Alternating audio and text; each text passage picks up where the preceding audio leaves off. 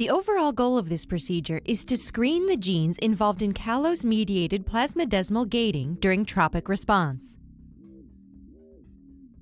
This method can help answer key questions in the field of plant developmental biology field, such as which unknown genes control cell-to-cell signaling via plasmodesmata during tropic response.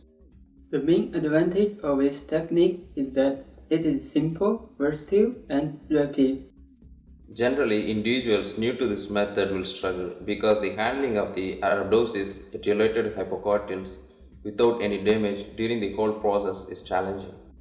We first had the idea for this method when we were establishing the role of GSLA, a glucose synthase in plasmodesmal gating.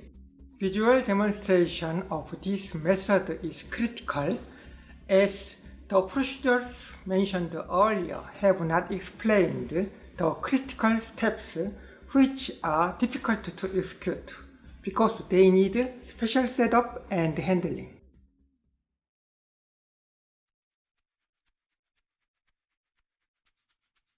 Prepare Murashig and Skug or MS medium 1 day before the experiment.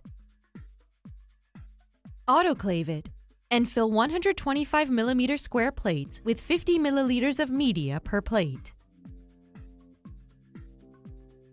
The next day, dot seeds that have been sterilized with 1.1% sodium hypochlorite on semi-dried plates. From a 1 milliliter micropipette tip, dot seeds with 200 microliters of water. Arrange the seeds in 5 rows, 1.8 centimeters apart, with the seeds being a minimum of 0.1 centimeters apart in the rows. Let some water evaporate.